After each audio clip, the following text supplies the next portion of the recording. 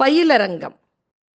Singapore Tamil மாணவர்கள், மதுரை மாணவர்கள் பயிற்சி பெறும் பயிலரங்கம். சிறுகதை பயிற்சி தருபவர் எழுத்தாளர் சு. வேணுகோபால். கவிதை எழுதுவதற்கான பயிற்சி தருபவர் எழுத்தாளர் ப. சுடலை மணி. நாடகத்திற்கான பயிற்சி முனைவர் அனீஸ். அன்பிற் தவமில்லை, அன்புடையார் இன்புற்று வாழ்தல் இயல்பு. உலக தமிழ்ச்சங்கம் மதுரை, சிங்கப்பூர் கவிமாலை, சிங்கப்பூர் தமிழ் இலக்கிய களம், சிங்கப்பூர் தமிழர் இயக்கம் இணைந்து நடக்கும் சிங்கப்பூர் தமிழ் இலக்கிய விழா நேற்றிலிருந்து மிகச்சிறப்பாக நடைபெற்று வருகின்றது. அதன் ஒரு பகுதியாக சிங்கப்பூரிலிருந்து உமர் புலவர் கல்வி நிலையம் சார்பாக வருகை தந்திருக்கும் மாணவ செல்வங்கள் இன்று படைப்பாக்க பயிற்சியில் பங்கு பெற இருக்கின்றனர். உங்கள் அனைவருக்கும் எங்கள் அன்பின் வணக்கம்.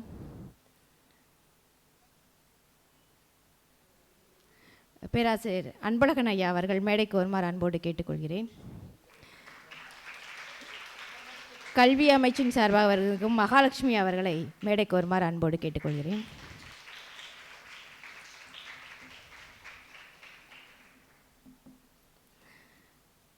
நிகழ்ச்சியின் தொடக்கமாக தமிழ்தாய் வாழ்த்து.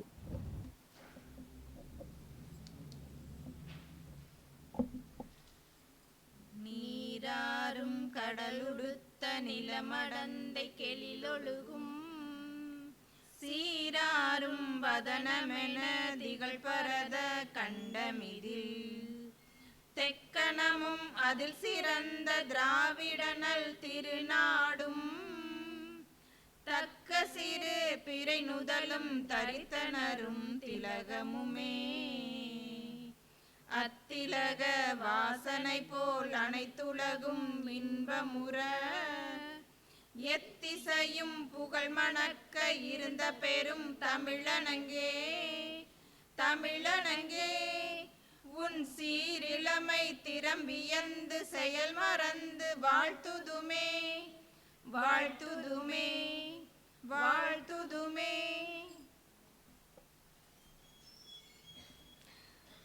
சொல்வேந்தர் சுகிசிவம் ஐயா அவர்கள் உங்களை வாழ்த்தி பாராட்ட வருகை தந்திருக்கின்றார். ஐயா அவர்களை மேடைக்கு வருமாறு அன்போடு அழைக்கின்றேன்.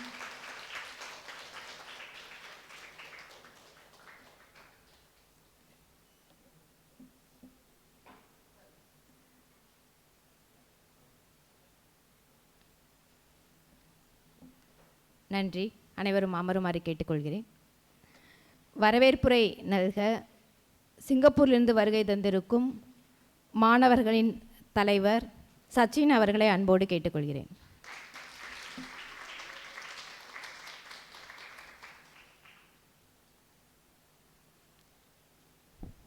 உலகத் தமிழின் ஒளிக்கிணராய் விளங்கும் முனைவர் பர்வீன் சுல்தானா அவர்கள் தமிழ் இலக்கியத்தை முறையாக பயின்று கல்வி மேடையில் பேராசிரியராக தம் பயணத்தை ஆரம்பித்த இவர் இன்று தமிழ் மொழியின் மேன்மையை தமிழ்நாட்டிற்குள் மட்டுமல்லாது உலக நாடுகள் அனைத்திற்கும் கொண்டு செல்கிற அரிய பணியில் ஒளி வீசுகின்றார். தமிழின் இனிமையையும்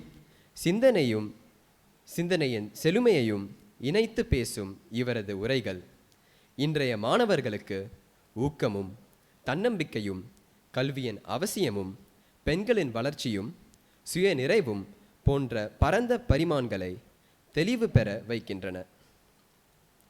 பெண்மையின் மேன்மையை உணர்த்திய பாரதியின் கனவுகளில் பிறந்தவளாய் பெண்களாய் பிறப்பதற்கு மாதவம் செய்ய வேண்டும் என்ற இலக்கிய உண்மையை தம் செயல்களால் நிரூபித்து இன்று தமிழ் மொழிக்கு பொற்கொடியாய் திகழும் உலக தமிழ் சங்கத்தின் இயக்குனர் முனைவர் பர்வீன் சுல்தானா அவர்களையும் அவருடன் இணைந்து வந்திருக்கும் மதிப்பிற்குரிய திரு சுகிசிவம் அவர்களையும் இச்சபையில் கூடியிருக்கும் பேராசிரியர்களையும் எங்கள் ஆசிரியர்கள், மாணவர்கள் மற்றும் கற்றல் பயண குடும்பத்தின் சார்பாக வருக வருக என நிறைந்த அன்புடன் மரியாதையுடனும் வரவேற்று மகிழ்கிறோம். நன்றி.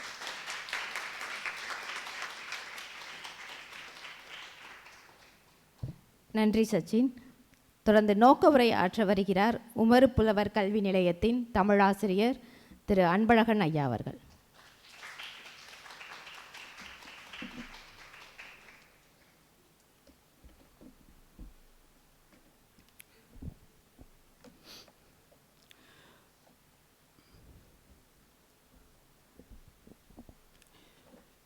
இந்த உலக தமிழ்ச்சங்கத்தில் சிங்கப்பூர் கவிமாலை, சிங்கப்பூர் தமிழ் இலக்கிய களம், சிங்கப்பூர் தமிழ் இயக்கம் இணைந்து நடத்தும் சிங்கப்பூர் தமிழ் இலக்கிய விழா பன்னாட்டு கருத்தரங்கம், கவியரங்கம், வழக்காடு மன்றம், பன்னாட்டு படைப்பாக்க பயிலரங்கம், பட்டிமன்றம். இதற்கு இடையே நம்முடைய மாணவர்களின் கற்றல் பயணத்திற்கான இந்த படைப்பாக்க பயிற்சிக்கு ஒரு நல்ல வழிகாட்டியாகவும் எங்களுக்கு இந்த இடத்தையெல்லாம் வழங்கி இன்று எங்களுக்கு பெருமை சேர்த்திருக்கக்கூடிய முனைவர் பர்வீன் சுல்தானா அவர்களே,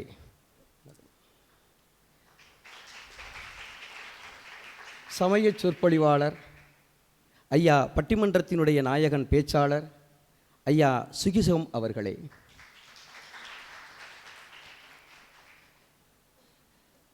எங்களுடைய கற்றல் பயணத்திற்கு ஆலோசனைகளை வழங்கி அவ்வப்போது எங்களுக்கு சில உதவிகளை செய்து வந்து இருக்கக்கூடிய இந்த இயக்கத்தினுடைய முன்னாள் இயக்குனர் ஐயா பசுமன் ஐயா அவர்களே, அவருடைய துணைவியார் ரேணுகாதேவி அவர்களே, வந்திருக்கக்கூடிய பேராசிரியர் பெருமக்களே, என்னுடைய மாணவ செல்வங்களே, உடன் வந்திருக்கக்கூடிய என்னுடைய சக அதிகாரிகளே, உங்கள் அனைவருக்கும் இந்த காலை வேளையிலே என்னுடைய வணக்கத்தை தெரிவித்துக் கொள்கின்றேன். எனக்கு நாம் இங்கே வந்திருக்கக்கூடிய நோக்கத்தை நாம் சொல்ல வேண்டும். நாம் 8 நாட்களாக நம்முடைய மதுரை பயணத்தை நாங்கள் தொடங்கி இருக்கின்றோம் ஐயா. முதலிலே மதுரையில் வந்து இறங்கிய பொழுது எங்களுடைய மாணவர்கள் நம்முடைய தமிழின் பெருமையையும் பண்பாடுகளையும் விழுமியங்களையும் கற்றுக்கொள்வதற்காக நாங்கள் இங்கே வந்திருக்கின்றோம். இங்கே வந்து இந்த உலகத் தமிழ் சங்கத்தில் காலை பொழுதில் முனைவர் அம்மா அவர்களை நாங்கள் சந்தித்தது எங்களுக்கு பெரும் பாக்கியமாகவே நாங்கள் கருதுகின்றோம். உங்களை எல்லாம் உங்களுடைய பேச்சுக்களையும் உங்களுடைய உரைகளையும் நானும் மற்ற சக அதிகாரிகளையும் கேட்டறிந்தாலும் கூட எங்களுடைய மாணவர்கள் அங்கே வருகின்ற பொழுது நீங்கள் வருகிறீர்கள் என்று நாங்கள் சொன்ன பொழுது அவர்களுக்கு இந்த கற்றல் பயணத்தினுடைய மற்ற விஷயங்களையெல்லாம் மறந்து இந்த நாள் எப்பொழுது வரும் என்று காத்து கொண்டு ஒவ்வொரு நாளும் இவர்கள் மட்டுமல்ல இவர்களது பெற்றோர்கள் அனைவரும், பார்த்தாச்சா, அம்மாட்ட ஃபோட்டோ எடுத்துட்டியா, நீ அனுப்பிட்டியா, நான் அத்தைக்கு அனுப்பணுமே, சென்னையிலிருந்து கேட்குறாங்களே, இப்படி ஒவ்வொரு நாளும் ஒவ்வொரு தகவல்களை சொல்லிக்கொண்டே இருக்கிறார்கள். இந்த நாள் உண்மையிலேயே காலையில் எனக்கு இரவு முழுவதும் தூக்கமே வரவில்லை அம்மா. நீங்கள் உங்களுக்கு இருக்கின்ற இந்த பணிவேளையில் பல்வேறு பணிச்சூழல்களுக்கு இடையிலே உண்மையிலேயே நீங்கள் இந்த நிகழ்ச்சியில் கலந்து கொண்டு எங்களுடைய பிள்ளைகளுக்கு வாழ்த்துக்களை நீங்கள் சொல்ல கடமை வேண்டுமே என்ற இறைவனை வேண்டாத நேரமே இல்லை. உண்மையிலேயே அதைவிட ஒரு பெருமை எங்களது ஐயா சமய சொற்பொழிவாளர் திரு சுகிசிவம் ஐயா அவர்கள் வந்தது இன்னும் மேலும் நமக்கு பல்வேறு கடவுளுடைய அருள் நமக்கு உண்மையிலே கிட்டி இருக்கிறது என்கின்ற நோக்கத்தில் தான் நான் இந்த நிகழ்ச்சியை பார்த்து கொண்டிருக்கிறேன் அம்மா. உங்களுக்கு நாங்கள் இந்த நேரத்தில் எப்படி நன்றி சொல்வது என்றே தெரியவில்லை. நான் நன்றி உரையாக கூட நாங்கள் இதை எடுத்துக்கொள்வேனே அம்மா. எனக்கு இது ஒரு அருமையான வாய்ப்பு. நான் மதுரை மண்ணை சார்ந்தவன்.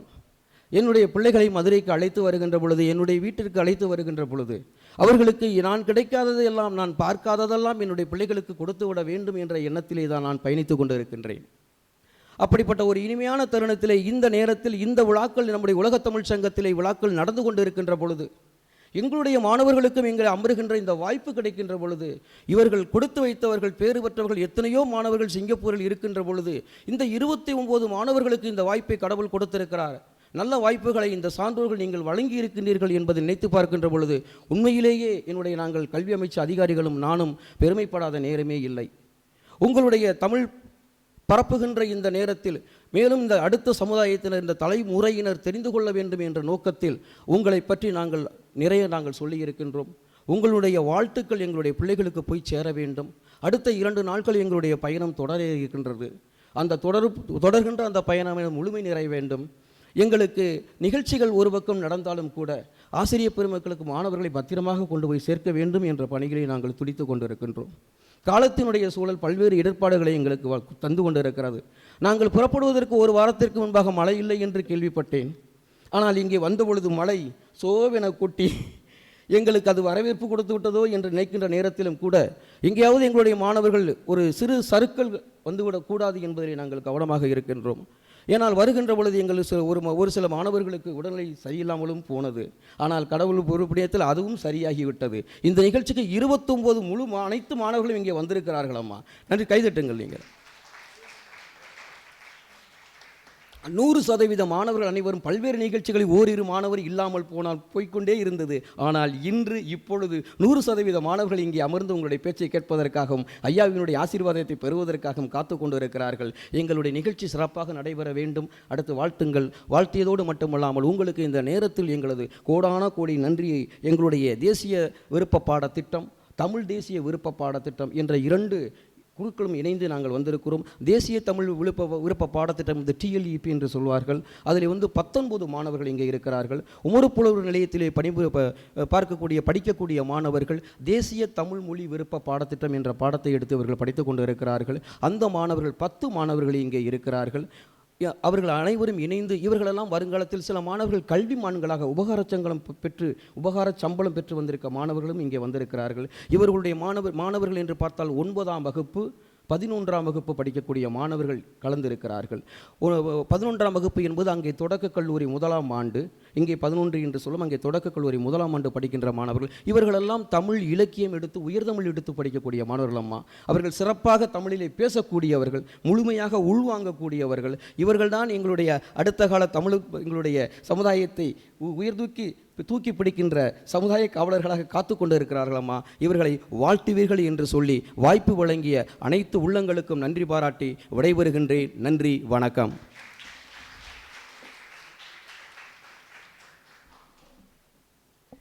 நன்றி ஐயா, அருமையானதொரு நோக்க உரை தந்தமைக்கு. வாராது வந்த மாமணி போல் இன்று சொல்வேந்தர் சுகிசிவம் ஐயா அவர்கள் நம்மிடையே வருகை தந்திருக்கின்றார். ஐயா அவர்கள் சிங்கப்பூர் மாணவர்களை வாழ்த்தி பாராட்ட வருகின்றார். வாருங்கள் ஐயா.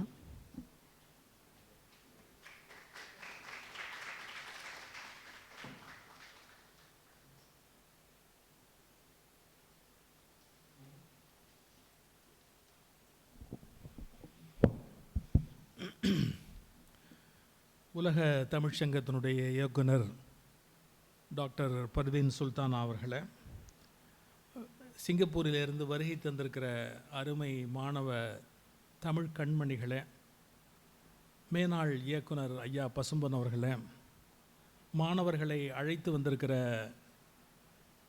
அரசு அதிகாரிகள், ஆசிரியர்கள் எல்லோருக்கும் என்னுடைய அன்பான வணக்கங்கள், வாழ்த்துக்கள். நீங்கள் உங்களுடைய தாய்மொழி பயிலுகிற இந்த தாய் மண்ணுக்கு வருகை தந்திருக்கிறீர்கள். உங்களை முதலில் அன்போடு இந்த மண்ணுக்கு வரவேற்கிறேன். நான் நீண்ட உரை நிகழ்த்தக்கூடாது, இதுக்கு ஒரு கால எல்லை இருக்கிறது. நான் அதை சகோதரி இடத்துல கேட்டுக்கொண்டேன். உலகத்தில் எல்லா மொழிகளுமே அவர்கள் பேசுகிறவர்களுக்கு தன்னுடைய தாய்மொழி உயர்ந்தது. ஆனால் தமிழுக்கு என்ன சிறப்பு அப்படின்னு கேட்டால், உலகத்தில் 5 நாடுகளில் ஆட்சி மொழியாக இருக்கிற ஒரே மொழி தமிழ்.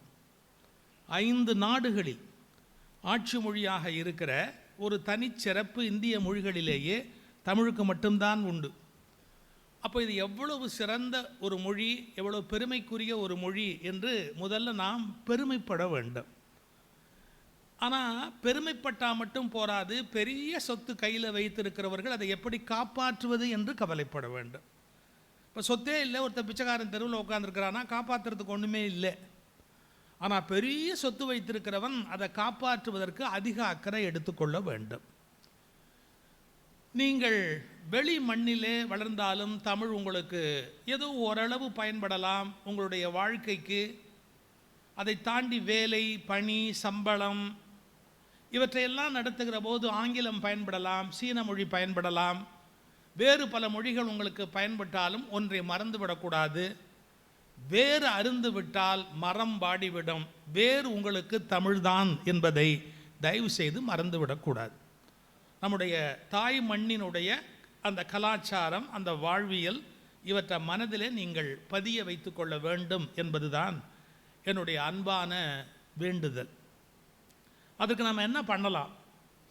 நீங்கள் பள்ளியில் பயிலுகிற காலத்தில் அல்லது அங்கே கல்லூரிகளில் பயிலுகிற காலத்தில் சூழல் காரணமாக ஆங்கிலம், சீனம், மலேசியா பல மொழிகளை நீங்கள் பேச வேண்டிய கட்டாயம் உங்களுக்கு வரும். அதில் எந்த தவறும் இல்லை. ஒரு ஒரு 15 வயதுக்கு பிறகு ஒரு மொழியை கற்றுக்கொள்வதில் சிரமம் கிடையாது. நான் சொல்கிறது தான் அந்த ஆழமான ரகசியம். பல பேர் சின்ன வயசுலேயே சொல்லிக் கொடுக்கணுமா? கிடையாது. தாய்மொழியில் முதல்ல புரிந்து கொண்டு 15 வயதான பிறகு எந்த மொழியை வேண்டுமானாலும் சுலபமாக கற்றுக்கொள்ளலாம். அதனால் தாய்மொழியில் முதல்ல நல்ல ஆழமான அந்த சிந்திக்கிற பழக்கத்தை ஏற்படுத்தி கொண்டு, பிறகு நீங்கள் எந்த மொழி உங்களுக்கு வாழ்க்கைக்கு தேவையோ, வேலை வாய்ப்பு, சூழல், பணி நிமித்தமாக நீங்கள் வாழ வேண்டிய நாடு எந்த நாடோ அதற்கு ஏற்ப உங்களை நீங்கள் அமைத்து கொள்ள வேண்டும். இந்த தமிழில் பாடத்தில் வைத்திருக்கிறார்கள் என்பதற்காக ஒன்று படிப்பது அது ஒரு எல்லை. அது பாடத்தில் இருக்கிறது, அதை படிக்கத்தான் ஆக வேண்டும், கட்டாயம். அதை தாண்டி தமிழிலே நீங்கள் என்ன படிக்கிறீர்கள் என்பது தான் உங்களுடைய தமிழ் புலமையை, தமிழ் ஆழத்தை, தமிழ் அறிவை வளர்க்கக்கூடிய ஒன்று. பாடத்தில் என்ன சொல்லிக் கொடுப்பார்கள்? அந்த அடிப்படைகளை மட்டும் சொல்லிக் கொடுப்பார்கள். அந்த அடிப்படைகளை புரிந்து கொண்டு பாடம் படித்து விட்டாலேயே நான் தமிழ் படித்து விட்டேன் என்று சொல்வது கொஞ்சம் மிகை. நான் லண்டன் போயிருந்தேன். அங்கே கோயில்களில் வழிபாடு முடிந்த உடனே எங்கள் குழந்தை பஞ்சபுராணம் பாடும் அப்படிம்பாங்க. சரி, பாடுன்னா அந்த 5 பாட்டு தான் அங்கே இருக்கிற 500 பேருக்குமே தெரியும். அந்த 5 பாட்டை தாண்டி எதுவுமே தெரியாது. அது மட்டுமல்ல, அதை ஆங்கிலத்தில் எழுதி வைத்து கொண்டு அதை தமிழில் பாட வேண்டிய ஒரு கட்டாயம். 5 பாட்டு தெரிந்து விட்டால் திருமுறை தெரிந்து விட்டது என்று பொருள் அல்ல. 5 பாடலையும் தாண்டி யாருக்கு சிவனை தெரிகிறதோ அவர்களுக்கு தான் திருமுறை தெரிந்ததாக பொருள். 5 பாட்டு தெரிந்தால் பயன் ரொம்ப குறைவு. அதனால் நீங்கள் தமிழ் படிக்கிறேன் என்று சொல்லி உங்களுக்கு வைத்திருக்கிற பாடத்திட்டத்தின் தமிழை மட்டுமே படித்துவிட்டு நான் தமிழ் மாணவன், தமிழ் மாணவி என்று சொல்வது நிச்சயம் அர்த்தமில்லை என்பதை தயவு செய்து புரிந்து கொள்ள வேண்டும். உங்கள் பாடத்தை தாண்டி தமிழிலே என்ன படிப்பீர்கள்? நான் அப்படி கேட்குறதுக்காக நீங்கள் வருத்தப்படக்கூடாது, கொஞ்சம் யோசிக்கணும். தமிழ்நாட்டு எழுத்தாளரில் உங்களுக்கு தெரிந்தவங்க, தமிழ்நாட்டில் இருக்கிற வலிமையான எழுத்தாளர்களில் யாராவது ஒரு 2 எழுத்தாளருடைய பேர் சொல்ல முடியுமா?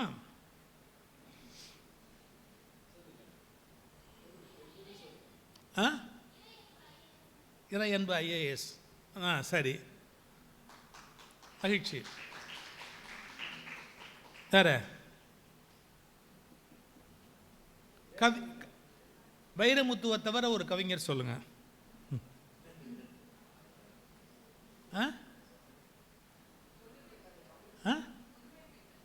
புதுமைப்பித்தன் சிறுகதை எழுத்தாளர், ரொம்ப முன்னால் இருந்தவர், புரட்சிகரமான ஒரு எழுத்தாளர். மகிழ்ச்சி, நல்லது. பட்டுக்கோட்டை கல்யாண சுந்தரம் அது மாதிரி வைரமுத்துக்கு முன்பு சினிமா பாடலில் ஒரு பெரிய இலக்கியம் ஏற்படுத்தினவர். வாலி, நிறைய பேர் இப்போ கவியரங்கங்களில் பாடிக்கொண்டிருக்கிற தமிழ் கவிஞர்கள். அது மாதிரி சிறுகதை, நாவல் அப்படின்னு எழுதுகிற போது ஒரு ஜெயகாந்தன், ஒரு ஜெயமோகன், இன்னும் அதையும் தாண்டி பல. இதை எதுக்காக நான் உங்களுக்கு அறிமுகப்படுத்துகிறேன் அப்படின்னு கேட்டால், தமிழ் என்பது எழுத்து கூட்டி படிப்பது மட்டுமல்ல, பாடத்தை படித்து முடிப்பது மட்டுமல்ல, படிக்க வேண்டிய கட்டாயத்துக்கு உட்பட்ட புத்தகங்களை படிப்பது மட்டுமல்ல, விருப்பமாக படிப்பது தான் உங்கள் வாழ்க்கைக்கு பயன் தரும். அந்த சிறுகதை, கவிதை, நாவல், கல்கியினுடைய நாவல், இது மாதிரி நீங்கள் எதையாவது விருப்பமாக படிக்க ஆரம்பித்தாதான் தமிழில் உங்களுக்கு ஆழமான ஒரு பிடிப்பு ஏற்படுவதற்கு வாய்ப்பு உண்டு. எனவே பாடத்தை தாண்டி நீங்கள் என்ன படிக்கிறீர்கள் என்பதை பற்றி கொஞ்சம் கவலைப்படுங்கள். இதுதான் என்னுடைய வேண்டுதல். பிறகு தமிழனாக இருப்பவருக்கு ஒரு தனித்த குணம் உண்டு என்று ஒரு பாட்டு இருக்குது. தமிழன் என்ற ஒரு இனம் உண்டு, தனியே அவருக்கு ஒரு குணம் உண்டு அப்படின்னு. அது என்ன குணம்னு யாராவது யோசிச்சிருக்கிறோமா? அது என்ன தமிழனுக்கு மட்டும் தனியாக ஒரு குணம்? உலகத்தில் எல்லாரும் ஆப்பிரிக்காவில் பிறந்த குரங்கு தானே, எல்லாம் ஆப்பிரிக்காவில் பிறந்த குரங்குல எந்த குரங்குக்கு என்னவா இருந்தால் என்ன? அந்த அதுதான் வளர்ச்சி அடைந்து எவல்யூஷனில் அப்படியே பயணப்பட்டு, அதில் கூட நம்மால் பல பேர் சொல்லுவாங்க முதல் குரங்கு தமிழ் குரங்கு அப்படிம்பா. எல்லாம் ஆப்பிரிக்க குரங்கு தான் எல்லா குரங்கும் முதல் குரங்கு. அதுதான் அப்படியே புறப்பட்டு இப்படி தெற்கு திசை வழியாக உள்ளே வந்த பகுதி. பிறகு நாம் தமிழர்களாக திராவிடர்களாக அப்படி வளருகிறோம். இருக்கட்டும், அது ஒரு பக்கம் அப்படியே இருக்கட்டும். இந்த தமிழ் இலக்கியங்கள், கவிதைகள், இதில் நீங்கள் பாடத்தை தாண்டி படிப்பது என்னன்னு ஒரு பழக்கத்தை ஏற்படுத்திக்கிட்டா தான் இந்த வரலாறெல்லாம் தெரிஞ்சுக்க முடியும். அப்புறம் சமய இலக்கியம்னு ஒரு பகுதி இருக்குது தமிழில், தனியாக சமய இலக்கியம். அவ்வளவு இலக்கிய பாடல்கள் வேறு மொழியில் இருக்குமான்னு எனக்கு தெரியல. நீங்கள் இங்கே இருக்கிற மாதிரி தேவாரம், திருவாசகம், அப்புறம் ஆழ்வாருடைய பாடல்கள், ரிலிஜனில் இவ்வளவு பாட்டு வேறு மொழிகளில் உலகத்தில் இருக்குமா அப்படிங்கிறது தெரியல. இருக்க வாய்ப்பு இல்லை, நமக்கு தெரிஞ்ச வரைக்கும் உலகத்தில் வாய்ப்பு இல்லை. நான் உங்களை ஒரு கேள்வி கேட்டேன். தமிழன் என்ற ஒரு இனம் உண்டு, தனியே அவருக்கு ஒரு குணம் உண்டுன்னு சொன்னேன். அது என்ன குணம்னு நாம் ஏதாவது ஐடென்டிஃபை பண்ணோமா தமிழர்களுக்கு அப்படின்னு ஒரு சின்ன விஷயம்? விருந்தோம்பல். சரி, இதெல்லாம் சொல்லிக் கொடுக்கப்பட்டது, நீங்களாக கண்டறிந்தது. வாழ்க்கையில் சொல்லிக் கொடுக்கப்பட்டவை எவ்வளவு முக்கியமோ அதைவிட அதிக முக்கியம் நாம கண்டறிந்தது. திருவள்ளுவர் நிறைய விஷயம் மற்றவர்கள் சொல்வார்கள், நூலோர் தொகுத்தவற்றுளெல்லாம் தலைம்பர்.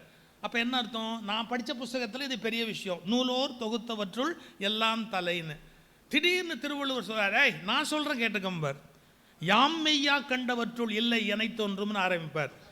அந்த நூலறிவு என்பது ஒன்று, நான் கண்டுபிடிச்ச அறிவு அப்படிங்கிறது ஒன்று.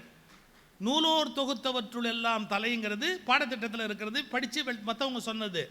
நானாக கண்டுபிடிக்கிறது யாம் மெய்யா கண்டவற்றுள் இல்லை எனை தோன்றும் வாய்மையின் நல்ல பிற. அது மாதிரி நீங்களாக கண்டுபிடிக்கணும். தமிழனுக்கு என்ன குணம் அப்படின்னு கேட்டால், இன்னொருத்தனை அவமதிக்கிறதா, இல்லை இன்னொருத்தனோட ஒத்து போகாமல் இருக்கிறதா, இல்லை ஒருத்தனை அழிச்சுக்கிறதா, அப்படிலாம் கிடையாது. என்னன்னா, எவ்வளவு தூரத்துக்கு மனிதனுக்கு பட்டினி போட்டாலும் சரி, கஷ்டப்படுத்தினாலும் சரி, நான் ஒரு வார்த்தை சொல்வேன், தமிழன் சோறு இல்லாமல் இருந்தாலும் இருப்பான், சொரணை இல்லாமல் இருக்க மாட்டான்.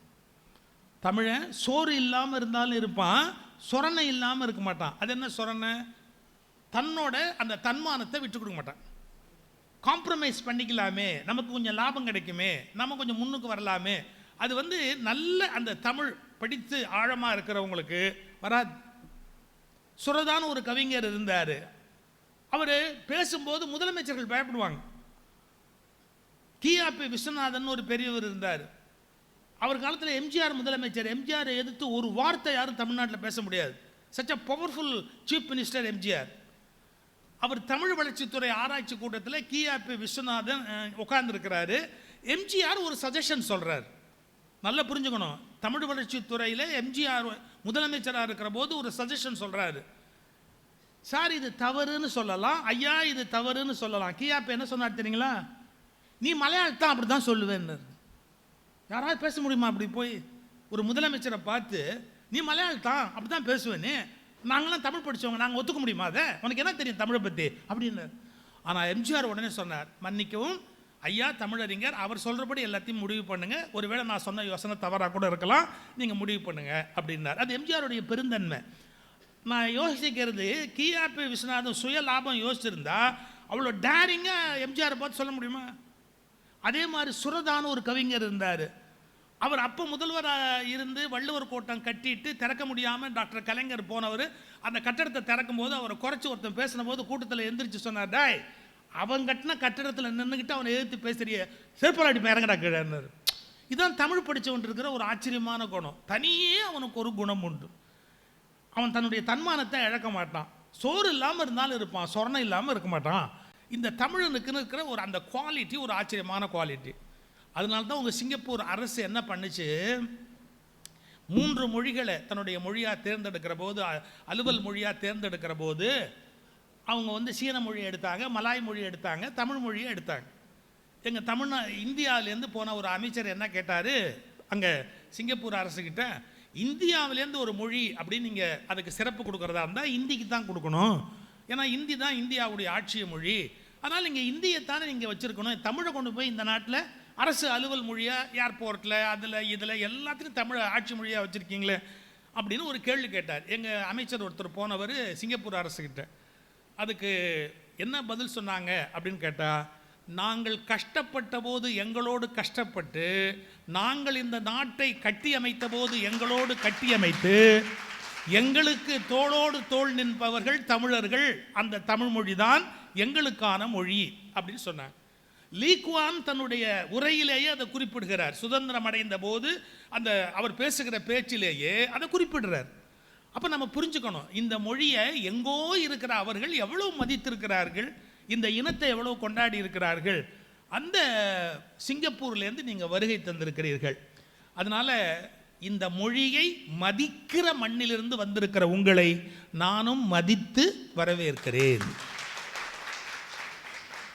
மற்ற எத்தனையோ அரசு இருக்குது, ஆனால் சிங்கப்பூர் அரசு தமிழுக்கு அவ்வளோ பெரிய மரியாதை கொடுத்து பாருங்கள், உங்களை இப்படியெல்லாம் அனுப்பி வைத்து பாதுகாப்பாக. அவர் சொன்னது உண்மை. பிள்ளைகளை இன்றைக்கி அழைச்சிட்டு வெளியே வந்து திருப்பி கூட்டிகிட்டு போகிறதுங்கிறது ரொம்ப பயப்படுற விஷயம். அதெல்லாம் செய்வதற்கு முயற்சி எடுத்துக்கொண்ட ஆசிரியர்களை பாராட்டுகிறேன். இந்த முக்கியமாக இங்கே மாணவர்களுக்கு ஒரு ட்ரைனிங் டாக்டர் பர்வீன் சுல்தானா நடத்தினாங்க ஒரு 15 நாளைக்கு முன்னாடி. நான் அப்போது 2 நாள் வந்திருந்தேன்.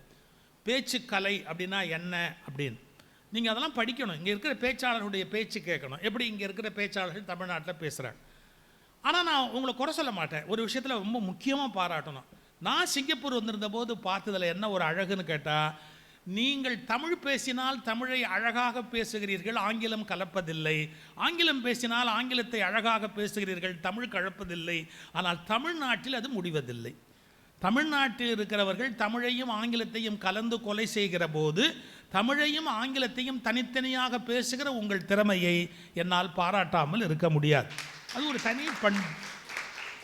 நீங்கள் தமிழுக்கு அதுக்குரிய அந்த அழகை கொடுக்குறீங்க, ஆங்கிலத்துக்கு அதுக்குரிய அந்த அழகை கொடுக்குறீங்க. அதனால் இலக்கியங்களை படிங்க, நிறைய கவிதைகளை கேளுங்க. முன்னெல்லாம் ஒன்று தேடி படிக்கிறதுனா கஷ்டம். ஊவே சாமிநாத ஐயர்னு ஒரு பெரியவர் இருந்தார். அவர் தமிழ் ஏடுகளை தேடி எடுக்கிறதுக்கு அந்த சம்பவத்தை சொல்லி முடிச்சிடுறேன். அவர் என்ன பண்ணுறாரு, ஒரு நாள் ஒரு பாட்டு ஒருத்தன் பாடிக்கிட்டு போகிறான். அந்த பாட்டை பாடிக்கிட்டு போகிறவன் பார்க்குறாரு, அவன் ஒரு வரி பாடுறான். ராத்திரி பிச்சை எடுக்கிறவன், வீடு வீடாக வந்து வாசலில் பிச்சை எடுக்கிறவன் ஒரு வரி தான் பாடுறான், ஒரே ஒரு வரி பாடுறான். 4 வரி ஒரு பாட்டில் குறைஞ்சபட்சம் இருக்கணும். இப்போ என்ன ஒரு வரி பாடுறான்னு இவன் தெருவாக போகிறான், பின்னாடியே அவர் போகிறாரு. இவன் அந்த பாட்டை பாடிடுவான், நம்ம அந்த பாட்டை எழுதிக்கலான்னு போனால் அவன் ஒரு வரி தான் பாடினான். பாடிட்டு திண்ணையில் ஒரு சத்திரத்தில் வந்து உட்காந்துட்டான் சாப்பாடு. இவர் போய் கேட்டார், ஏன்பா அந்த பாக்கி 4 வரி சொன்னால் நான் எழுதிக்குவேன், வேணும்னா நாளைக்கு என் பின்னாடி வாங்கணும். ஏன்னா நான் ஒரு நாளைக்கு ஒரு வரி தான் பாடுவேன், ஒரு நாளைக்கு நான் ஒரு வரி தான் பாடுவேன். நான் தெருவில் பாடிக்கிட்டு போனால் அத்தனை பேருக்கு மனப்பாடம் ஆகிடும் அந்த பாட்டோட வரி. நான் ஒரு நாளைக்கு ஒரு வரி தான் பாடுவேன், வேணும்னா நாளைக்கு வா. நீங்கள் நம்ப மாட்டீங்க, 4 நாள் அவன் பின்னாடி போய் அப்புறமா அந்த பாட்டை சேர்த்து அந்த பாடலை எழுதி அச்சுக்கு கொடுக்கணும்னு ஊவே சாமிநாத ஐயர் கொடுத்தார். ஒரு தமிழ் பாட்டை காப்பாற்றுறதுக்கு எவ்வளோ கஷ்டப்பட்டார் பாருங்க ஊவே சாமிநாத ஐயர். இப்போ உங்களுக்கு அப்படி கஷ்டமே கிடையாது. எதுனா இருந்தாலும் நம்முடைய அந்த கைபேசியில் அப்படி எடுத்தோம்னா என்ன கவிதை, என்ன சங்க இலக்கியம், திருக்குறள், உரை, என்ன வேணுமோ அப்படியே நம்முடைய கைபேசிக்குள்ளேருந்து பார்த்துடலாம். இப்போது நம்ம அறிவை வளர்த்து கொள்வதற்கு இருக்கிற வசதி அப்போ கிடையாது. அதனால் இதை முழுக்க பயன்படுத்துங்க, கணினியை பயன்படுத்துங்க, கைபேசியை உரிய இந்த முறையில் அறிவை வளர்த்து கொள்வதற்கு பயன்படுத்துங்க. ரொம்ப சாட் ஜிபிடியை மட்டும் நம்பிட்டு இருக்காதீங்க, அதை தாண்டி நல்ல முறையில் புத்தகங்களை தேடி எடுத்து படிங்க. எவ்வளவு நீங்கள் இந்த மாதிரியான கணினி போன்றவற்றை பயன்படுத்தினாலும் புத்தகங்களை பயன்படுத்துவதை விட்டு விடாதீர்கள். புத்தகங்களை பார்க்குறோம் பார்த்தீங்களா, அந்த பழக்கத்தை விடக்கூடாது.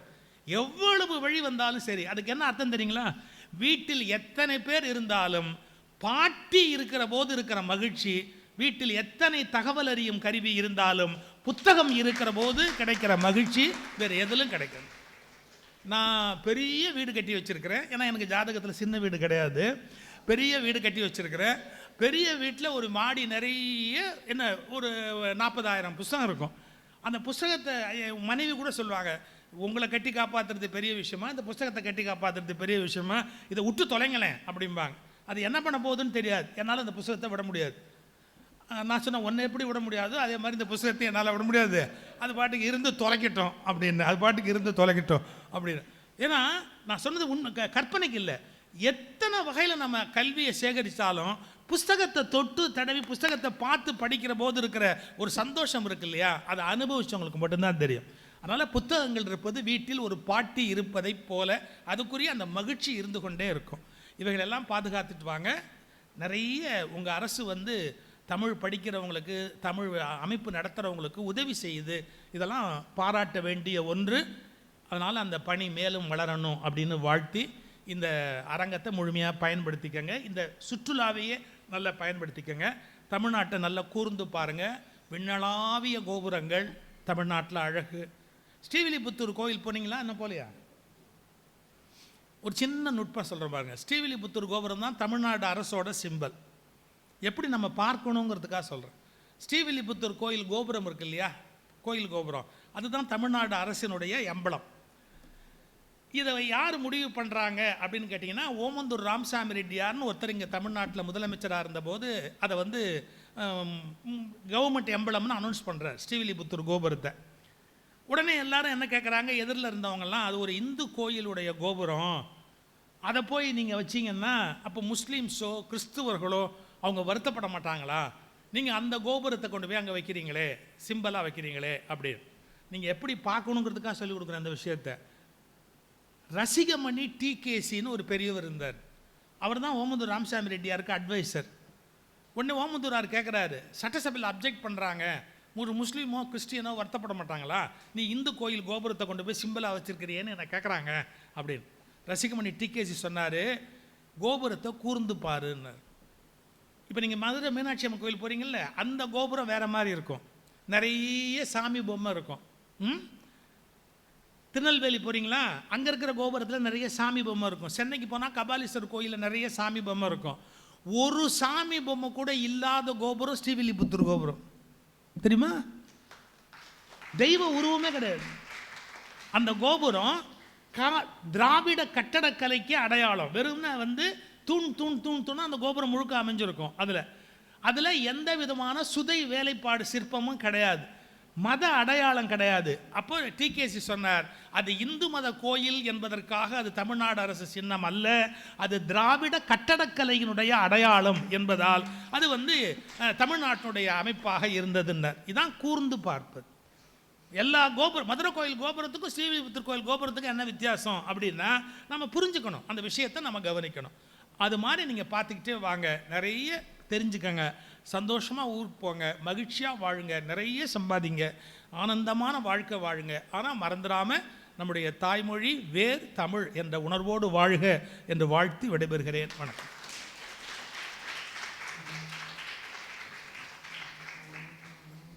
நன்றி ஐயா. குறுகிய நேரத்தில் எவ்வளவு செய்திகள், அதுவும் அனைத்தும் அரிய செய்திகள். மிக்க நன்றி ஐயா. உண்மையிலேயே இந்த பிள்ளைகள் பேறு பெற்றவர்கள் தான்.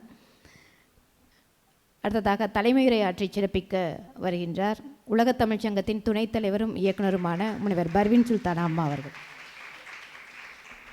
தெளிவுறவே அறிந்திடுதல், தெளிவுறவே அறிந்திடுதல், தெளிவு தர முழிந்திடுதல், சிந்திப்பார்க்கே களிவளர உள்ளத்தில் ஆனந்த கனவு பல காட்டல், கண்ணீர் துளிவர உள்வுருக்குதல், இவையாவும் நீ அருளும் தொழில்கள் என்றோ எனும் மகாகவி பாரதியாரின் கல்வி கடவுளுக்கான வணக்கத்தை முன்வைத்து கண்ணியத்திற்கும் போற்றுதலுக்கும் உரிய வார்த்தைக்கும் வாழ்க்கைக்கும் இடையில் வித்தியாசமில்லாமல் தான் எடுத்த கொள்கையிலே ஒரு வினாடி கூட பிசகாமல் மனித நேயத்தையும் மாண்பையும் தமிழ் பண்பாட்டையும் தன் வாழ்நாள் முழுக்க பரப்பி கொண்டிருக்கக்கூடிய பெருந்தகை எங்கள் ஐயா சொல்வேந்தர் சுகிசிவம் அவர்களே, சிங்கப்பூரிலிருந்து வருகை தந்திருக்கக்கூடிய உமறு புலவர் அமைப்பின் தமிழாசிரியர் அன்பழகன் அவர்களே, தேசிய கல்வி அமைப்பிலிருந்து சிங்கப்பூரிலிருந்து வந்திருக்கக்கூடிய கல்வி அதிகாரி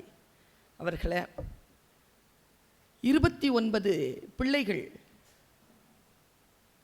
தமிழ்நாட்டை, தமிழ் மரபை, பண்பாட்டை, அந்த மண்ணை மிதித்து நேரடியாக அனுபவிப்பதற்காக வந்து கொண்டிருக்கக்கூடிய, இங்கே வந்து அமர்ந்திருக்கக்கூடிய என் உயிரினும் மேலான தமிழ் குழந்தைகளை,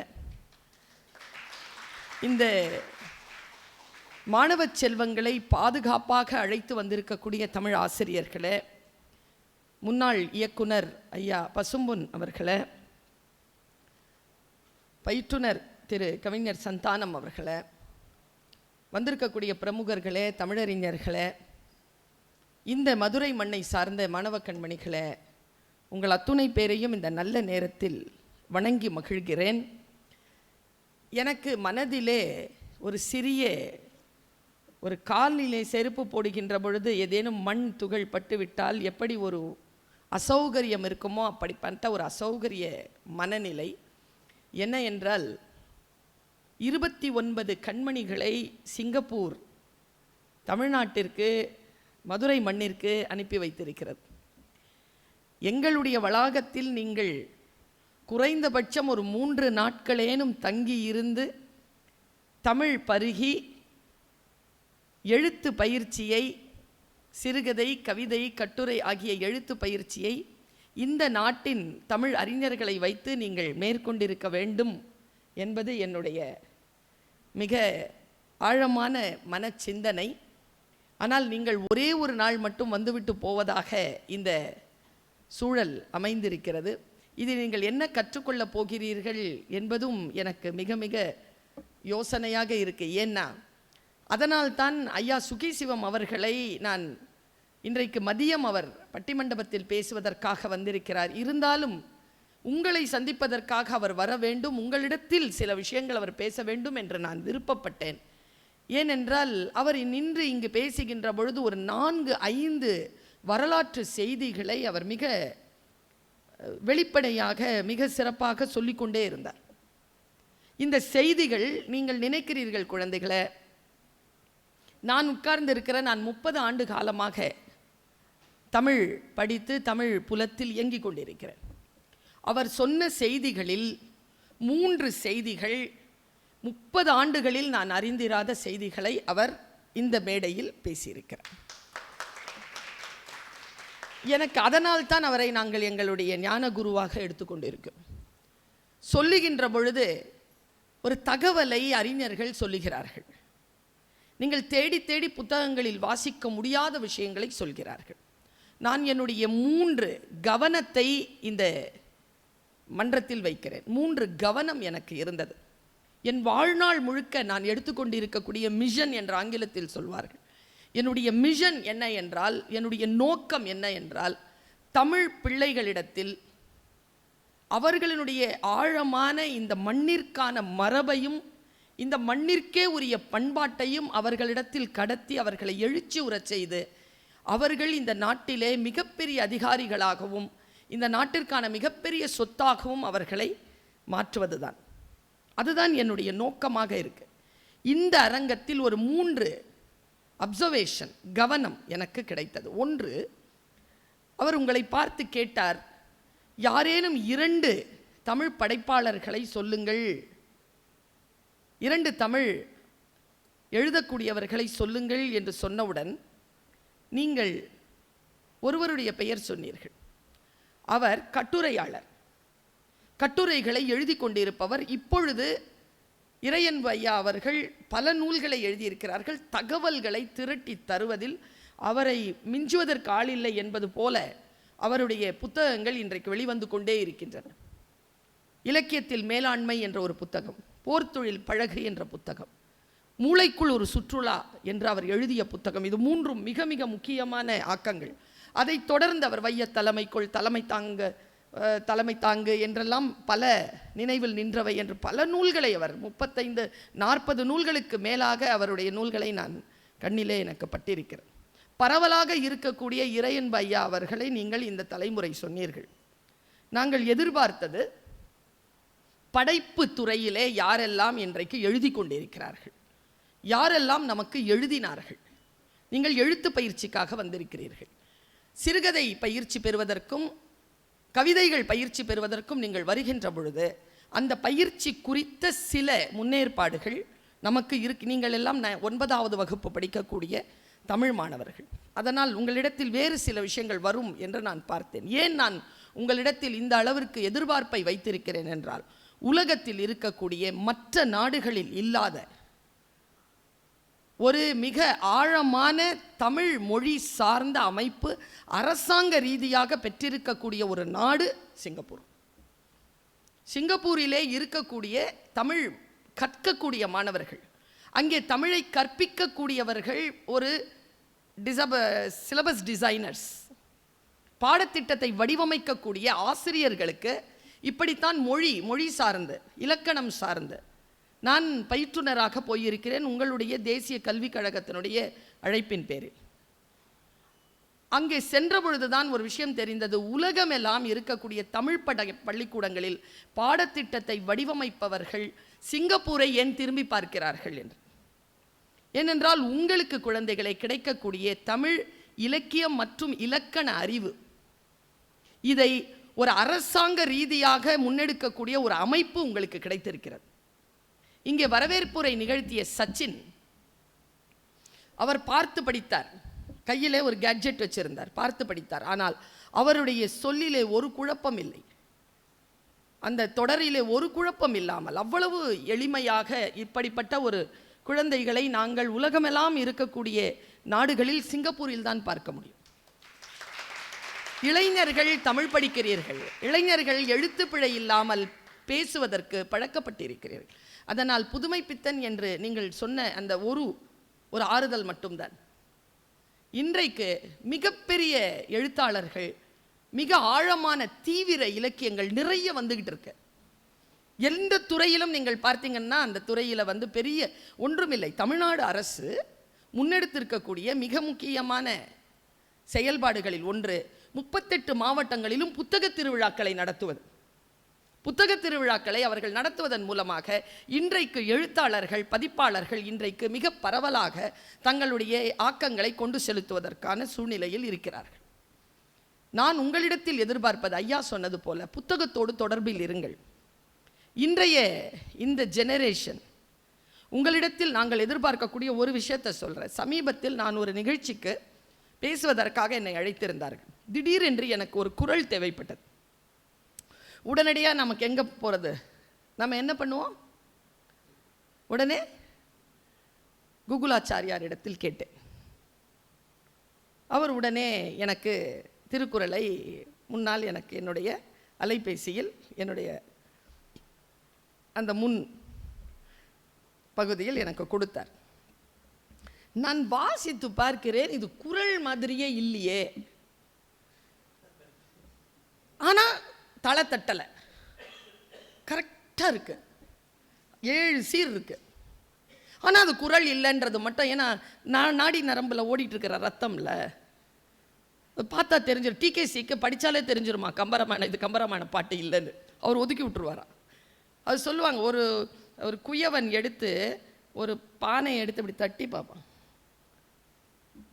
அது சரியாக இருக்கு. இப்போ தேங்காய் வாங்கும்போது சில பேர் எடுத்து அப்படி தட்டி பார்ப்பாங்க. அந்த மாதிரி தட்டி பார்க்கிற ஒரு விஷயத்தில் நமக்கு அது இயல்பான குணம். இது குறள் இல்லையே. உடனே நான் அந்த குறளை மேடையில் சொல்லவில்லை. சொல்லாமல் வீட்டில் போய் எடுத்து பார்த்தால் அது குறளே இல்லை, அப்படிப்பட்ட ஒரு குறளே இல்லை. அப்படி என்றால் நீங்கள் என்ன ஆபத்தில் இருக்கிறீர்கள் தெரியுமா? இந்த ஜெனரேஷன் எல்லாத்தையும் மேலே இருக்கிறவன் பார்த்துப்பான், வெள்ளையாக இருக்கிறவன் பொய் சொல்ல மாட்டான், இங்கிலீஷில் பேசுகிறவெல்லாம் புத்திசாலி. இந்த மாதிரியான ஒரு கருதுகோளுக்குள் மனசு வந்து விடுகிறது. இல்லை, ஐயா சொன்னார்ல, நூலோர் தொகுத்தவற்றுள் எல்லாம் தலை என்று சொல்லுவது ஒரு விதம், யாமறிந்த என்று சொல்லுவது ஒரு விதம். இந்த யாமறிந்தங்கிறதுல இருக்கிற கான்ஃபிடன்ஸ் இருக்குல்ல, அது பாரதியும் சொல்வான். யாமறிந்த மொழிகளிலே தமிழ் மொழி போல், யாமறிந்த புலவரிலே கம்பரை போல், வள்ளுவரை போல், இளங்கோவை போல் யாங்கனுமே பிறந்ததில்லை, இது உண்மை வெறும் புகழ்ச்சி இல்லைன்னு சொல்லுவார். அப்படி பண்ணுறதா இருந்தால் பாரதிக்கு அவ்வளவு தேடல் இருந்தது. உங்களை நீங்கள் தயவு செய்து உங்கள் கரங்களில் இருக்கக்கூடிய அந்த கருவிகளில் தரப்படுகின்ற செய்தி ஒன்றும் இல்லையா. நான் இதை ஏன் இந்த பயிற்சியில் சொல்கிறேன்னா, இதுவே வேறு மீட்டிங்காக இருந்தால் நான் இதெல்லாம் பேச மாட்டேன். குழந்தைகள் என் இலக்கு என்பதனால் சொல்லுகிறேன். கால் வலிச்சுது எனக்கு 2 நாளாக, நிறைய வேலை. உடனே ChatGPT கிட்ட கேட்டேன், கால் வலிக்குது என்ன பண்ணுறது? அது உடனே இன்னும் தெளிவாக சொல்லவும்னு சொல்லுச்சு. சரி, முட்டியிலிருந்து வலிக்குது, ஒரு நரம்பு இழுக்குது, உனக்கு சியாட்டிக் ப்ராப்ளமாக இருக்கும்னு உடனே பயந்துட்டேன் நான். சியாட்டிக் ப்ராப்ளம் நமக்கு இல்லையே, ரொம்ப தூரம் நடந்ததுனால தானே வலிக்குது. அவன் வேறு ஏதோ சொல்கிறான். நான் உடனே எங்கள் டாக்டருக்கு ஃபோன் அடித்தேன். சார் சாரி சார், இந்த மாதிரி ஒரு வேலை செஞ்சேன். அவர் ஒரு தகவல் சொன்னார், அதை மட்டும் சொல்லிவிடுகிறேன். தனி மனிதர்களால் உங்களுடைய அந்த ஏஐ இருக்கு இல்லையா, அது தனி மனிதர்கள் அதற்கு செய்திகளை ஊட்டுகிறார்கள். யாரும் வல்லுநர்களை வைத்து அந்த வேலையை பெரும்பாலும் செய்வதில்லை. ஒரு ஜென்ரல் நாலேஜ் கொண்டவர்கள் தான் அதை கொடுக்குறாங்களே, ஜென்ரல் நாலேஜ், பொது அறிவு கொண்டவர்கள் தான் இதில் தகவல்களை 60 விழுக்காடு தருகிறார்கள் என்கின்ற செய்தியை நான் அறிந்து கொண்டேன். இப்போ சுகி சிவம் ஐயா அவர்கள் தந்த தகவல் இருக்குல்ல, கியாபே விஸ்வநாதன் பற்றிய தகவல், ஸ்ரீவில்லிபுத்தூர் கோபுரம் பற்றிய தகவல், இதெல்லாம் ஆத்தன்டிக்கான தகவல். நீங்க இதை கொண்டு போய் கூகுளில் தேடுனா கிடைக்காது. நீங்க ஏன்னு கேட்டு பாருங்க, ஏன் தமிழ்நாடு அரசு அதை தந்திருக்கிறது. அது மிகவும் உயரமாக இருக்கிறது, கீழே இருந்து பார்த்தால் மேலே கோபுரம் தெரியாது, அதனால்னு ஏதாவது காரணத்தை சொல்லுவோம். தேடி தேடி படிங்க, புத்தகங்களை தேடி. நான் இன்னொரு விஷயமா இங்கே சொல்கிறேன். சிங்கப்பூரை பற்றி அவர் பெரிய விஷயங்களை, பெருமைகளை ஐயா அவர்கள் சொன்னார்கள். உங்களுக்கு நான் தருகின்ற மிக முக்கியமான தகவல், எங்கள் ஐயா முத்தமிழறிஞர் கலைஞர் அவர்கள் தமிழ்நாட்டிலே ஒரு மிகப்பெரிய நூலகம் அமைக்க வேண்டும், சென்னையிலே மிகப்பெரிய நூலகம் அமைக்க வேண்டும் என்கின்ற முடிவு எடுத்த பொழுது, எங்கள் அன்றைய கல்வி அமைச்சராக இருந்த, இன்றைக்கு நிதித்துறை அமைச்சராக இருக்கக்கூடிய மாண்புமிகு தங்கம் தென்னரசு அவர்களை எங்கே அனுப்பினார் தெரியுமா? சிங்கப்பூருக்கு தான் அனுப்பினார். அவங்க அங்கே அனுப்பி, அங்கே உங்களுடைய தேசிய நூலகம் இருக்குல்ல, அந்த தேசிய நூலகத்தை ஓராண்டு காலத்திற்கு மேலாக ஆய்வு செய்து, கார்பெட் முதற்கொண்டுங்க, நாட் ஒன்லி இது கட்டடம் இன்ஃப்ராஸ்ட்ரக்சரில் கார்பெட் முதற்கொண்டு அந்த அமைப்பு, அந்த டிஜிட்டலைஸ் நீங்கள் பண்ணியிருக்கக்கூடிய அந்த 3D அமைப்பு எல்லாத்தையும் எப்படி நீங்கள் டிஜிட்டலைஸ் பண்ணியிருக்கீங்க, எப்படி எல்லா புத்தகங்களையும் நீங்கள், ஆச்சரியம் என்ன தெரியுமா, உங்கள் நாட்டை பற்றி சொல்கிறேன். பல பேருக்கு நம்ம அம்மா வைக்கிற சமையல் மீது ரொம்ப ஆர்வம் இருக்காது, எங்கே இருந்தாவது வரவழைச்சி சாப்பிட்றதெல்லாம் ஆர்வம் இருக்கும். ஆனால் ஒரு குறிப்பிட்ட வயதிற்கு மேல் உங்களுக்கு தெரியும், ஔஷதம் அமிர்தம் என்பது தாய் உணவு தான், தாயின் கரங்களில் செய்யப்பட்ட உணவு தான் நமக்கு அமுதம் சொல்லிட்டு காலம் கடந்து தெரியும் பாருங்க. அந்த மாதிரி சொல்கிற உங்களுடைய நாட்டினுடைய பெருமையை சொல்கிறேன். உங்கள் நாடு 33 கிலோமீட்டர் மட்டும்தான், எங்கள் சென்னையை விட சின்ன பகுதி. நாங்கள் இங்கே 8 கோடி பேருக்கு மேலே இருக்கோம், நீங்கள் சில லட்சம் தான் இருக்கிறீர்கள். அந்த சின்ன நாட்டிலேயே 3 பிரிவுகள் இருக்கிறீங்க. அந்த 3 பிரிவுகளில் இங்கிருந்து போன உங்கள் மூதாதையர்கள் அங்கே ஆட்சி மொழி ஆக்குகின்ற அளவிற்கு தமிழை கொண்டு செலுத்தியிருக்கிறார்கள். நான் அவர்களுக்கு நன்றி சொல்லுகிறேன், ஒரு தமிழச்சியாக நான் அவர்களுக்கு நன்றி சொல்லுகிறேன். ஏனென்றால் எந்த இடத்தில் போனாலும் அந்த இடத்து பண்பாட்டோடு கலந்து தன்னுடைய அடையாளத்தை இழக்காமல், தன் நாட்டினுடைய மரபை, தன் நாட்டினுடைய மொழியை, தான் பெயர்ந்து போன இடத்திலே போய் அதை அரசாங்க இன்னைக்கு சொல்றாங்கல்ல, நீங்க எல்லாரும் தேசிய மொழி விருப்ப பாடத்தில் என்னால் தமிழை தேர்ந்தெடுத்து படிக்க முடியுங்கிற ஒரு நாட்டினுடைய அரசியல் சாசனத்தில் தமிழ் மொழியை கொண்டு செலுத்திய உங்கள் அனைவருக்கும் உலக தமிழ்ச் சங்கம் சார்பிலே, தமிழ்நாடு அரசின் சார்பிலே என்னுடைய நன்றியையும் வாழ்த்தையும் நான் சொல்லிக்கிறேன். அதனால் தான் ஐயா அவர்களுக்கு சொல்லுகிறேன், நீங்கள் கவலைப்படாதீர்கள் ஐயா, இவர்கள் they are in safest hand. அவர்கள் மிக மிக, ஐயா உவேசாவை பற்றி ஐயா சொன்னார். என் சரிதம் அப்படின்னு ஒரு புத்தகத்தை எழுதியிருக்கார் உவேசா. முடிந்தால் குழந்தைகளை படித்து விடுங்கள் என்கிறேன் நான். வாசிக்கிறது தானே, உங்கள் எல்லாருக்கும் தமிழ் வாசிக்க தெரியும்ல? யாரேனும் ஆங்கிலத்தில் எழுதி வாசிப்பீர்களா? யாரேனும் அப்படி இருக்கிறீர்களா? அப்படி அபாயகரமானவர்கள் யாரேனும் இருந்தால் அவர்களை நீங்கள் உலக தமிழ்ச்சங்கத்திலே விட்டு செல்லுங்கள். நாங்கள் அவர்களை தமிழை எழுதி படிப்பதற்கான பயிற்சியை கொடுத்து விடுகிறோம்.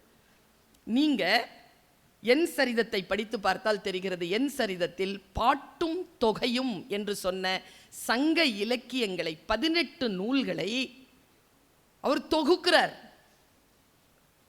சும்மா இல்லை, 8 தொகை 10 பாட்டு என்கின்ற 14 மேல் கணக்கு நூல்களை உவே சுவாமிநாத ஐயர் தொகுக்கிறார். தொகுக்கிறதுனா சும்மாவா? நம்ம இருக்கிற நூலையே எடுத்து படிக்க மாட்டேங்கிறோம். இல்லவே இல்லை நூல். அதை தொகுப்பது என்பது சமண பள்ளிகளுக்கு போறார். அவருடைய நான் நினைக்கிறேன் 211வது பக்கமா என்று எனக்கு சந்தேகம் இருக்கிறது. அதில் ஒரு குறிப்பு வருது, சீவக சிந்தாமணியில் சில பாடல்களை இந்த சமண மடப்பள்ளியில் அவர்கள் வைத்திருப்பதை நான் அறிகிறேன். எனக்கு அந்த பாடல்கள் வேண்டும். நான் அங்கே போகிறேன். என் சரிதம் பயோகிராஃபி அவர் எழுதுறார். நான் போகிறேன், அவர்கள் எனக்கு கொடுக்க தயாராக இல்லை. எது? சீவக சிந்தாமணி. 5 பெரும் காப்பியங்களில் ஒன்றான சீவக சிந்தாமணி பற்றி உவேசா எழுதுறார். நான் போகிறேன், எனக்கு அவர்கள் கொடுப்பதாக இல்லை, அவர்கள் கொடுக்க முடியாது என்று சொல்லிவிட்டார்கள், நான் திரும்பி வந்து விட்டேன். ஆனால் அன்றைக்கு மாலையே அவர்களிடத்தில் போய் நட்புறவாகி கொண்டு அவர்களுக்கு என்ன தர வேண்டுமோ அதை தந்து அவர்களை தூங்க வைத்து அங்கிருந்து நான் அந்த பகுதிகளை களவாடி கொண்டு வந்தேன். அவர் நான் சொல்லலை, எழுதுறார். அவர் அப்படி போய் அவர்களுக்கு உணவு கொடுத்து அவர்கள் உறங்கியதற்கு பிறகு அந்த அந்த காப்பியை எடுத்துட்டு வந்தாங்கிறாருங்க. அவர் எடுத்துட்டு வராமல் இருந்திருந்தா இன்றைக்கு நமக்கு சீவக சிந்தாமணியில் சில பாடல்கள் கிடைத்திருக்காது. குண்டலகேசியில் நிறைய கிடைக்கல. நான் இப்படி சொல்கிறேன் குழந்தைகளே, இந்த வரலாறு இருக்கு இல்லையா, தமிழினுடைய வரலாறு மிக பாரதூரமானது. இப்போ நீங்கள் போய் பார்ப்பீங்க, கீழடி, ஆதிச்சநல்லூர்லாம் இந்த பயணத்தில் இருக்கான்னு தெரியலை. இருக்குன்னா போய் பாருங்க. எப்படி தெரியுமா? நான் சொல்கிறேங்க, நான் கோயில்களுக்கெல்லாம் போனேன்னா, நான் ராமேஸ்வரம் கோயில் போயிருந்தேன் 2-3 நாட்களுக்கு முன்னால். நீங்கள் நம்புங்க, அந்த கோயிலுக்குள்ளே போகும் பொழுது அப்படியே அந்த தூண்களை பார்க்கும் பொழுது மனசு அப்படியே கசிஞ்சிருச்சியா, இப்படி பண்ணியிருக்காங்க. அப்படியே அது என்ன தெரியுமா பண்ணேன், அது அப்படியே கொஞ்சம் அப்படியே தொட்டுட்டு போனேன் நான். ஏன் தெரியுமா? 1730 40 தொடங்கி 70 முடிச்சிருக்காங்க ஒரு பிரகாரத்தை. 30 வருஷம் பண்ணியிருக்காங்க ஒரு பிரகாரத்தை. அதை தொட்டு பார்க்கும்போது எனக்கு தோணுச்சு, ஒருவேளை என் தாத்தானுடைய உளி இங்கே இருக்கலாம்ல. ஏன் உங்கள் தாத்தாவுடைய உளி கூட தான் இருக்கும். எவ்வளோ நாள் ஆச்சு நீங்கள் போய்? உங்கள் பரம்பரைலாம் இங்கத்திய ஆட்கள் தானே. உங்கள் தாத்தா, பாட்டி, முப்பாட்டன், மூத்தன், சியோன் எல்லாம் இங்கே இருந்தவன் தானே. நீங்கள் இங்கே போகின்ற பொழுது குழந்தைகளே, மனதால் ஐயா தான் சொல்றார், வேர், இந்த வேர்களோடு நீங்கள் போய் உங்கள் கால்களை சேர்த்திருக்கிறீர்கள், இந்த மண்ணை மிதிக்கிறீங்கல்ல. அப்போ அந்த முதல் மரியாதை படத்தை மாதிரி அவர் வைப்ரேஷன் வரணும், சட்டுன்னு வரணும் வைப்ரேஷன். அதுதான் இந்த மண். இந்த மண்ணோடு இருங்கள், இந்த மண்ணிற்கான மொழியில் அன்போடு இருங்கள். மற்றதை மற்றவர்கள் பார்த்து கொள்ளட்டும். தேடி தேடி படிங்க. எனக்கு என்கிட்ட கேட்டிருக்கணும், தமிழில் நீ படிக்கிற நூல்களை பற்றி சொல்லுன்னு. நான் ஒரு லிஸ்ட்டு கொடுத்துருப்பேன். ஏனென்றால் இன்று அளவிலும் நான் அந்த படிப்பு பழக்கத்தை விடவே இல்லை. புத்தகங்களை தொட்டு படிப்பது, வீட்டில் இருக்கக்கூடிய முதியவர்கள் மடியில் படுத்திருப்பதைப் போல, அது தாத்தா பாட்டியின் மடியில் படுத்திருப்பதைப் போல அதை அனுபவிங்கள். எழுத பழகுங்கள். எழுதுகின்ற பொழுது பிழையில்லாமல் எழுதுங்கள். அதை படைப்பாக்கமாக, புனைவு இலக்கியங்களாக எழுதுவதில் பயிற்சி கொள்ளுங்கள். ஏனென்றால் எங்களுக்கெல்லாம் ஜெயகாந்தன் என்றால் இன்னும் 300 ஆண்டுகளுக்கு பிறகும் ஜெயகாந்தனையே தூக்கி பிடித்திருக்க கூடாதுல்ல. உங்கள் பெயரை வருங்காலம் சொல்ல வேண்டும் என்றால் நீங்கள் சில படைப்பாக்கங்களில் உங்களை முன்னிறுத்தி கொள்ள வேண்டும். அதற்கான பயிற்சியைத்தான் இங்கே அளிக்கிறோம். இந்த 3 மணி நேரம் என்பது வன்முறையானது. சின்ன வயசில் ஆரஞ்சு மிட்டாய் சாப்பிட்ருக்கீங்களா மேடம்? குழந்தைங்களை கேட்க முடியாதுண்ணா. சாப்பிட்ருக்கீங்களா? ஆரஞ்சு மிட்டாயை, அந்த லாக்டோ கிங்னு ஒரு சாக்லேட் வரும், அதெல்லாம் வாயிலேயே விட்டுறணும். அதுவாக கரையிற வரைக்கும் அதுக்கு நேரமாகும். கடித்து சாப்பிட்றவன் வன்முறையாளன். இங்கே இந்த 3 மணி நேரத்தில் உங்களுக்கான பயிற்சி, வாயில் ஒரு ஆரஞ்சு மிட்டாய் போட்டுட்டு கடித்து சாப்பிட சொல்கிறோம். அதை நிதானமாக சுவைப்பதற்கு குழந்தைகளே மீண்டும் வாருங்கள். ஒரு 3 நாட்களிலிருந்து 7 நாட்கள் இங்கே தங்கியிருங்கள். உங்களுக்கான பேச்சு, எழுத்து பயிற்சிகளை பிழையில்லாமல் நீங்கள் இலக்கண இலக்கியத்தை கற்றுக்கொள்வதற்கு பெரியவர்களை அழைத்து, நாங்கள் மிக முக்கியமான தமிழறிஞர்களை உலகத்திலிருந்து அழைத்து தமிழ்நாட்டிலிருந்து தந்து உங்களுக்கு பயிற்சி கொடுப்பதற்கு உலக தமிழ் சங்கம் என்றைக்கும் தயாராக இருக்கிறது என்கின்ற ஒன்றையும் உங்களை வரவேற்பதில் மகிழ்ந்து நான் இடம் சார்கிறேன். நன்றி, வாழ்த்துக்கள், வணக்கம்.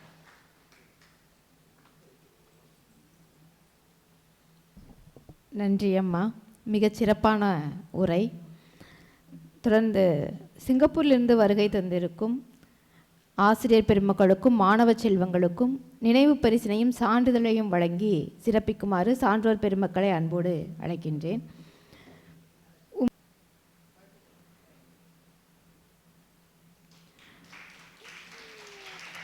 அடுத்ததாக சிங்கப்பூர் கல்வி அமைச்சின் சார்பாக திருமதி மகாலட்சுமி அவர்களுக்கு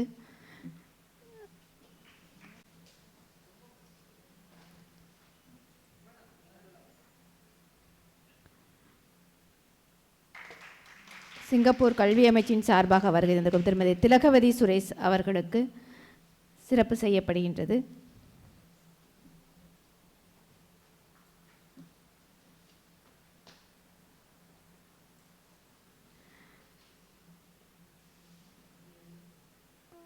சிங்கப்பூர் உயர்நிலைப் பள்ளியின் ஆசிரியை திருமதி ராணி அவர்களுக்கு நினைவு பரிசு அளித்து சிறப்பிக்கப்பெறுகின்றது.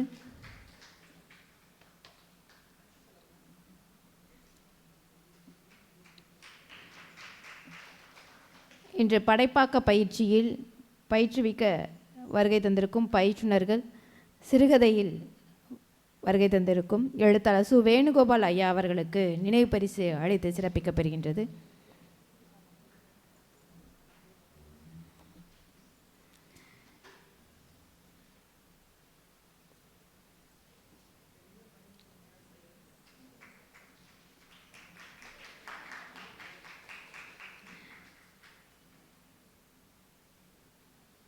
கவிதையில் பயிற்சி அளிக்க வருகை தந்திருக்கும் எழுத்தாளர் பா சுடலைமணி அவர்களுக்கு சிறப்பு செய்யப்படுகின்றது.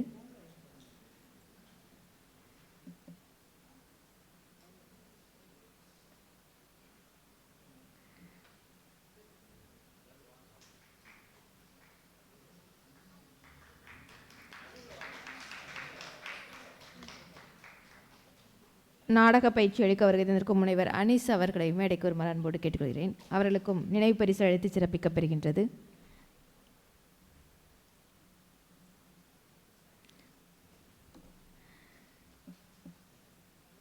சிங்கப்பூர் மாணவர்களோடு மதுரை மாணவர்களுக்கும் இந்த படைப்பாக்க பயிற்சி கொண்டு சேர்க்க வேண்டும் என்ற நோக்கத்தில் அவர்களுக்கு பயிற்சி அளிக்க வருகை தந்திருக்கும் கவிஞர் முத்து சந்தானம் ஐயா அவர்களை மேடைக்கு வருமாறு அன்போடு கேட்டுக்கொள்கிறேன்.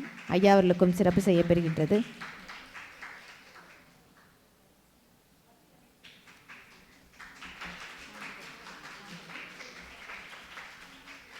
அடுத்ததாக சிங்கப்பூர் மாணவர்களுக்கு சான்றிதழ் வழங்கி சிறப்பு செய்யப்பெறுகின்றது. தமிழ்மொழி விருப்ப பாடத்திட்டம் மற்றும் தேசிய தமிழ்மொழி விருப்ப பாடத்திட்ட சிங்கப்பூர் தமிழ் மாணவர்கள் ஷான் டியோ சேவியர் அவர்கள் மேடைக்கு வரவும். ஷான்,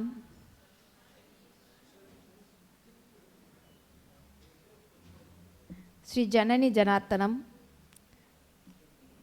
அகல்யா வெங்கடாச்சலம், ரோஷ்னா செலியன் குமார்,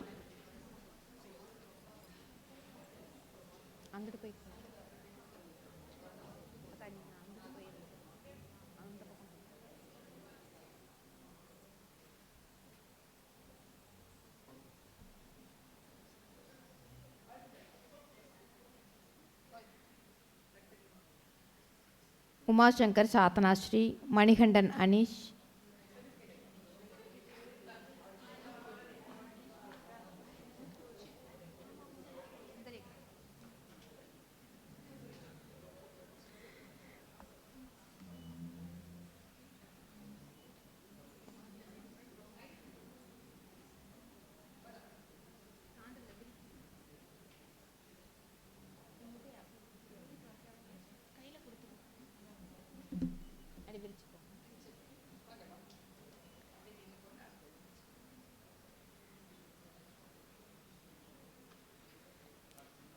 மதுமிதா ஸ்ரீரமணன், உண்ணாமலை மணி வீரப்பன், குமார் தனுஷா, ராஜகுமார் ராகினி, ராஜு ஜெயஸ்ரீ,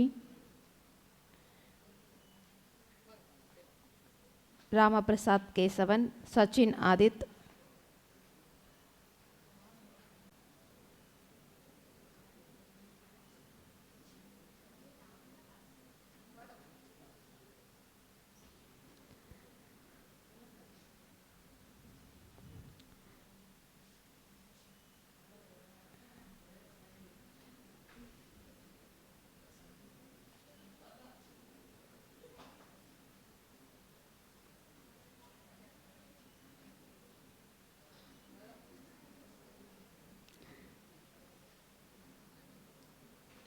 சுரேஷ் அபிஷேக், கார்த்திகேயன் குணாகரன், அனுஜா கைலாஷன், சம்யுக்தா ஸ்ரீ சிவசங்கர், ஸ்ருதி ராம்குமார்,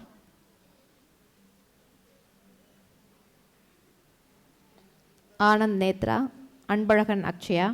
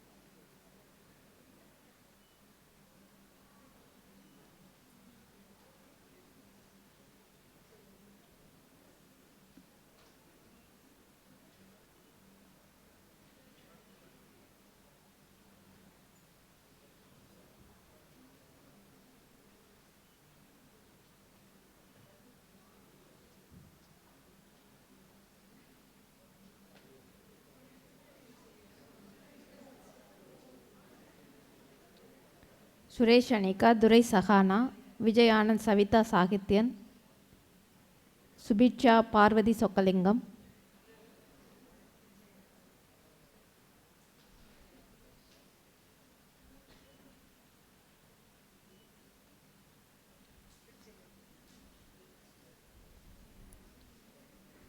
விமோகிதா ரவிக்குமார் விஷாலாட்சி, வைபவ் கிருஷ்ண பிரசாத், சுந்தராஜ் சக்தி ரக்ஷனா, கவிநிதி பழனிவேலு மற்றும் உதயகுமார் குணநிதி.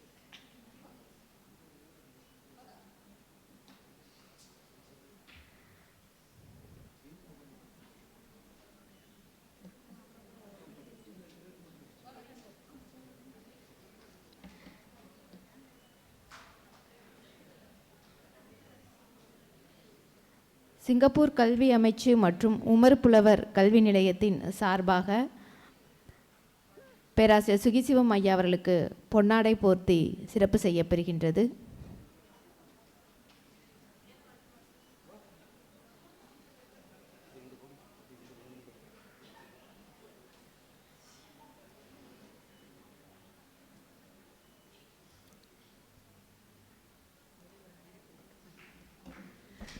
இங்கே மாணவ கண்மணிகளுக்கு ஒரு அறிவிப்பு கொடுக்குறேன். நீங்கள் இங்கே சீக்கிரமாக வந்துட்டு போகிற மாதிரி இருக்கு. ஒருவேளை நீங்கள் தங்கி இருப்பது போல் இங்கே வந்தீங்கன்னா உங்களுக்கு என்ன பயிற்சி தரப்படுகிறதோ அந்த பயிற்சியின் மூலமாக உங்களுடைய ஆக்கங்களை உலக தமிழ்ச்சங்கம் புத்தகமாக வெளியிடும். இந்த அமைப்பின் மூலமாக புத்தகமாக்கி அதை ஒரு பதிவாக்குவது என்பது எங்களுடைய நோக்கமாக இருக்கிறது. அதனால் நீங்கள் பயிற்சி பெற்றுக்கொண்டு அதை எழுதி அனுப்பினாலும் சரி, ஆசிரியர்களுடைய கையொப்பத்தோடு நாங்கள் அதை பரிசீலனை செய்கிறோம். நன்றி அம்மா. உலகத் தமிழ்ச் சங்கத்தின் துணைத் தலைவர் மற்றும் இயக்குனர் அவர்களுக்கு சிங்கப்பூர் கல்வி அமைச்சு மற்றும் உமறு புலவர் கல்வி நிலையத்தின் சார்பாக சிறப்பு செய்யப்படுகின்றது. திருமதி மகாலட்சுமி அவர்கள் பொன்னாடை போர்த்தி சிறப்பு செய்கின்றார்.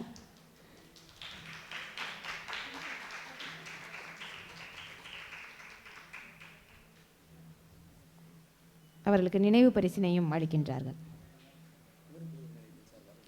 உமறு புலவர் நிலையத்தின் சார்பாக ஒரு நினைவு பரிசும் இயக்குனர் அவர்களுக்கு வழங்கப்படுகின்றது.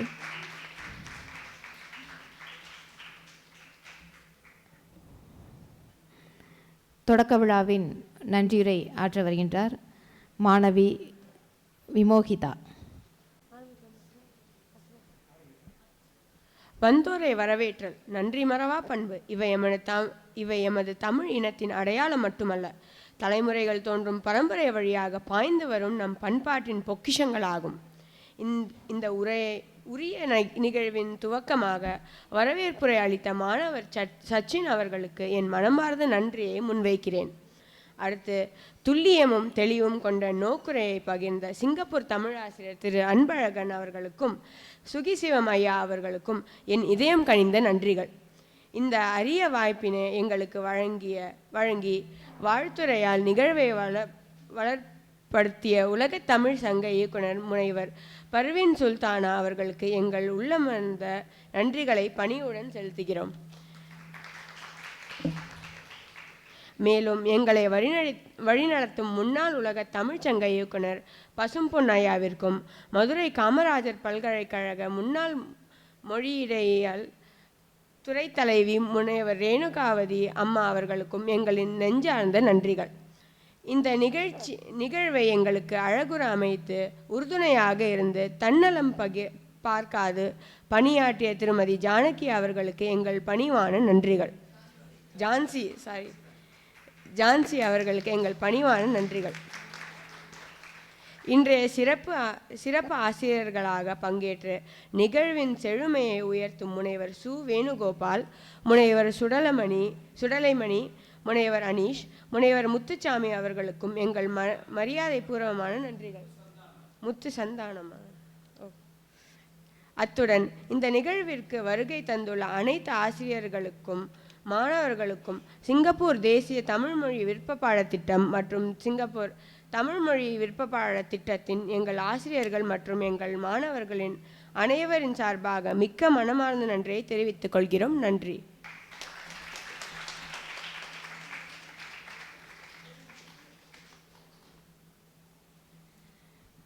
உலகத் தமிழ்ச் சங்கத்தின் முன்னாள் இயக்குனர் முனைவர் க பசும்பொன் ஐயா அவர்கள் இங்கே வருகை தந்திருக்கின்றார். ஐயா அவர்களுக்கு சான்றோர் பெருமக்கள் பொன்னாடை போர்த்தி சிறப்பு செய்கின்றனர்.